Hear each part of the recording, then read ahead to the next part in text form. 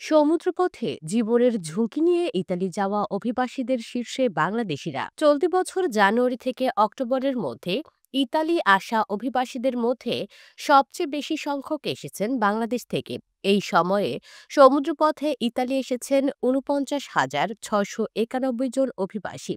এদের মধ্যে ১২,৭০২ জন বাংলাদেশি, যা মোট আগমনের ২০%। মোট আগমনের ১৮% নিয়ে দ্বিতীয় অবস্থানে আছে সিরিয়া। এর পরেই আছে তিউনিসিয়া ১২%, মিশর ৬%, গিনি ৫%, পাকিস্তান ৫%, সুদান ৩%। এবছরের জানুয়ারি থেকে অক্টোবরের মধ্যে ১০,০০০-এরও বেশি সিরিয়ান ইতালি পৌঁছেছেন।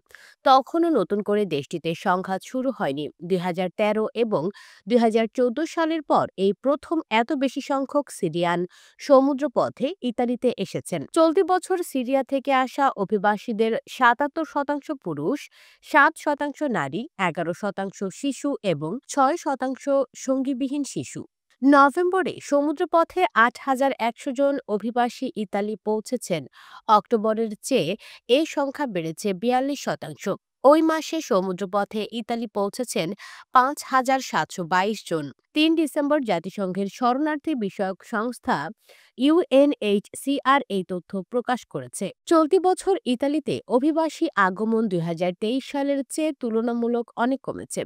এ বছরের মাসের হিসাবেও দেখা গেছে আগমনের তারতম্য রয়েছে। ২০২৪ সালে জানুয়ারিতে দেশটিতে এসেছেন ২,২৫৮, ফেব্রুয়ারিতে ২,৩০১, মার্চে ৬,৮৫৭, এপ্রিলে ৪,৭২১, মে মাসে ৪,৯৭৬, জুনে ৪,৯০২, জুলাইয়ে ৭,৪৬৫, আগস্টে ৮,৫২৬ জন অভিবাসী লিবিয়ার উপকূল থেকেই এসেছেন বেশিরভাগ। নভেম্বরে ইতালিতে আসা অভিবাসীরা রওনা হয়েছেন লিবিয়া, তিউনিসিয়া, তুরস্ক এবং আলজেরিয়ার উপকূল থেকে। কিন্তু মোট অভিবাসীর ৭৬%ই এসেছেন লিবিয়ার উপকূল থেকে।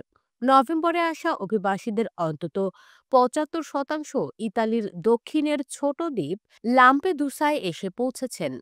অভিবাসীদের আগমন পয়েন্টে ইউএনএইচসিআর সক্রিয়ভাবে উপস্থিত রয়েছে বলে জানানো হয়েছে। ইতালির কর্তৃপক্ষ, জাতীয় ও ইউরোপীয় সংস্থা এবং অন্যান্য অংশীদারদের পাশাপাশি জাতিসংঘের এই সংস্থাটিও সেখানে সহযোগিতা দিয়ে আসছে। সহযোগিতার মধ্যে রয়েছে নতুন করে আসা অভিবাসীদের তথ্য সংগ্রহ করা, বিশেষায়িত পরিষেবার মাধ্যমে অপ্রাপ্তবয়স্ক এবং দুর্বল ব্যক্তিদের শনাক্ত করে যত্নআপ্তি নিশ্চিত করা, সংশ্লিষ্ট প্রতিষ্ঠানগুলোকে তাদের দায়িত্ব যথাযথভাবে পালন এবং সক্ষমতা বাড়ানোর জন্য অনুরোধ জানিয়ে আসছে ইউএনএইচসিআর। বিশেষ করে সমুদ্রে অনুসন্ধান এবং উদ্ধার প্রক্রিয়া জোরদারের পাশাপাশি নিয়মিত অভিবাসনের পথ সহজ করতেও ইউরোপীয় ইউনিয়নের প্রতি আহ্বান জানিয়েছে সংস্থাটি। এদিকে স্পন্সর ভিসা নিয়ে বড় সুখবর দিল ইতালি। চলতি বছরের স্পন্সর ভিসায় আরও ১,১০,০০০ শ্রমিকের কোটা বাড়িয়েছে ইতালি সরকার।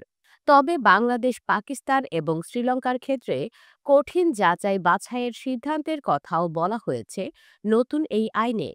আইন করে ৩ বছর মেয়াদি স্পন্সর ভিসায় ৪,৫২,০০০ শ্রমিক নিচ্ছে ইতালি। এরই মধ্যে দেশটিতে প্রবেশ করেছেন বাংলাদেশি সহ অনেকেই। চলতি বছর স্পন্সর ভিসায় দ্বিতীয়বারের মতো কোটা বাড়িয়েছে সরকার। আইনটির অনুমোদন দিয়েছে পার্লামেন্টের নিম্নকক্ষ। উচ্চকক্ষ সিনেটে অনুমোদন পেলেই প্রকাশ করা হবে গেজেট। এই আইনে নতুন করে ১,১০,০০০ শ্রমিক আনার সুযোগ রেখেছে ইতালি সরকার। এর মধ্যে ৪৭,০০০ কৃষিকাজে এবং বাকিরা আসবেন পর্যটন ও হোটেল ব্যবসা খাতে। তবে বাংলাদেশ সহ ৩ দেশের নাগরিকদের ইতালিতে আসার ক্ষেত্রে কড়াকড়ি আরোপ করা হয়েছে। এছাড়া অবৈধ এবং রাজনৈতিক আশ্রয়প্রার্থীদের আলবেনিয়ায় পাঠানোর সিদ্ধান্ত আইন আকারে অনুমোদন করেছে সরকার। নতুন এই আইনে পারিবারিক ভিসায় আসার ক্ষেত্রেও বেশ কিছু কঠিন শর্ত জুড়ে দেয়া হয়েছে।